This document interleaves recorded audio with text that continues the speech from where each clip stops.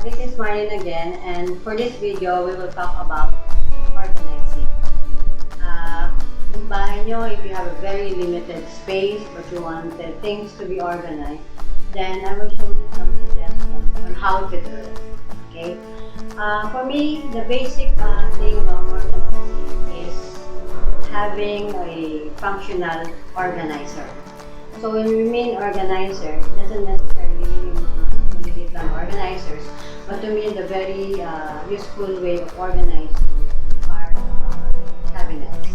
So what I did, because if we have a very small house and a very limited space, what I did actually is to have some of our cabinets customized, and then I will show you each and every one.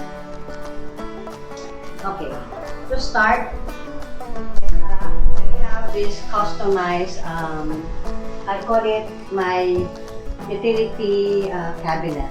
So this cabinet is customized for me to be able to organize all the things I have in the kitchen, and my like paper towels, tissue, and all that, and all the toiletries that we use in our toilet and bath. So this cabinet has all the things that I need for my toiletries, and this also have my linens or hand towels for my kitchen. This also have my medicine rack. So yan, I labeled all the bottles so that it's going to be easy for me to look for the medicine I need. And I put it in a rotating rack so that we don't have to take out all the bottles before you can get the medicine. This also have like all the what do you call these things that you need when you have your parties, like paper plates, spoons and forks, and all that. On the other side, this has some again of the things I need naman for my toilet and bath. So we have the shampoo here, some liquid soap, and then at the bottom we have the food wraps. And also on the upper rack are the paper. These are the paper foods and all the parking. Now, in the mid section of this cabinet, so there is a mirror para medyo mukhang maluwag and malinis yung cabinet. So what I did is that I made this para yung coffee corner namin.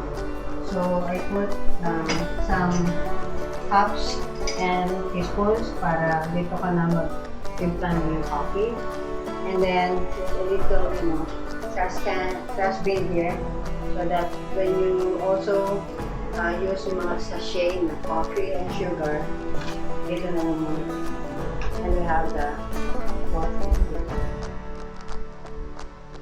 Now, on the lower part of the cabinet, this is where I put yung iba namin mga gamit for the laundry. So, I have the liquid detergent, the fabric conditioner, and then I also have some powder detergent in case I need it. Then I also have this on this corner, the dishwashing liquids. Now I also put our extra plastic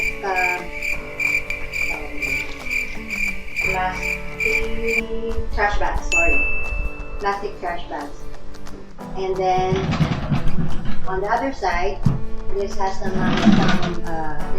items like mop heads and all the other things that I might need.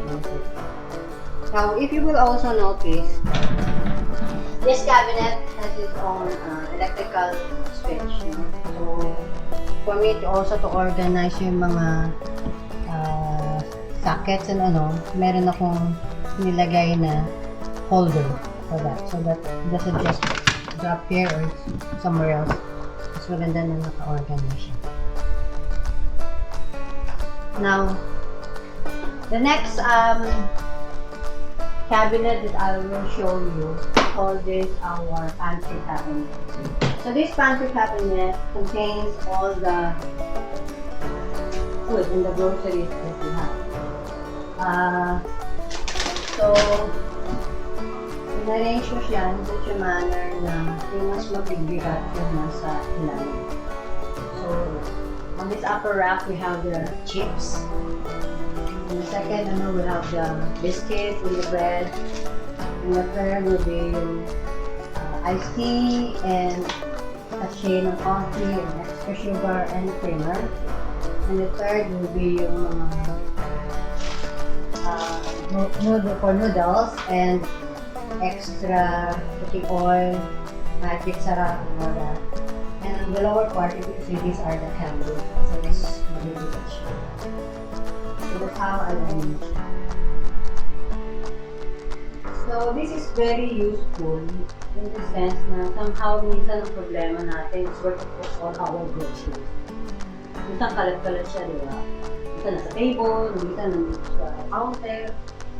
So, mas maganda na andito lang lahat. And mas maganda din na, you know, how you arrange it. So, easily you can just put it out in your pantry cabinet. So, if you will notice also, pina-customize ko siya na meron siya data lagyan dito sa back of the door. Kasi sayang yung space. So, dito ko rin nilagay yung mga maliliit namin mga glad wraps or mga ziplocs para dun sa mga meat nyo or any groceries that you want. And then, of course, we have the glad wrap. And these ones are our, you know, trash bags. So, it looks nice, right? And then, you will also notice that there is a pull-out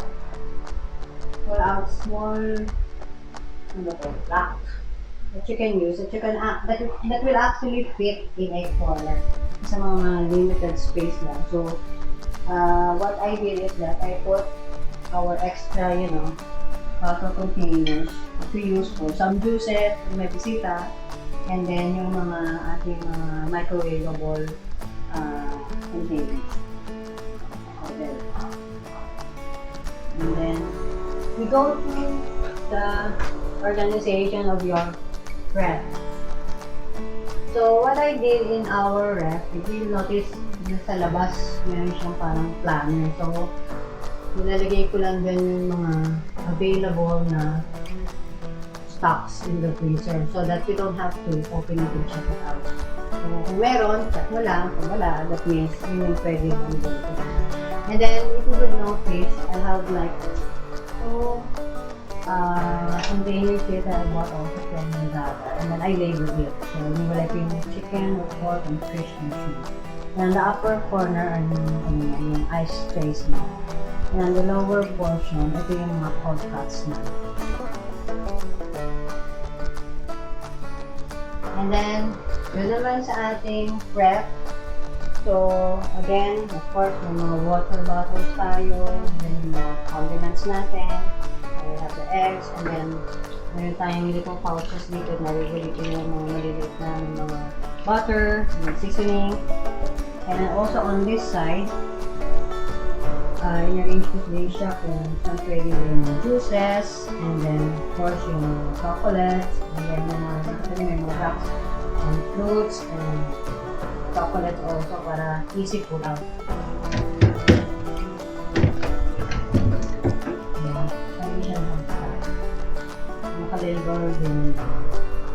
Now, of course, yung mga dinnerware natin, plate, so this one is also customized. You just have to pull it out if you want to get your plates and your sauces. And then, the other side also have our extra. Now, I think most of the kitchen, ang pinaka-wasted space is yung cabinet under the sink. So, I've thought about something na para hindi siya wasted. So, it so happened that when I checked from Lazada, they have a rack it can actually fit dun sa cabinet under your sink, which will actually also avoid this kind of what do you call that? Tube. Pipes, no? Water pipes, no?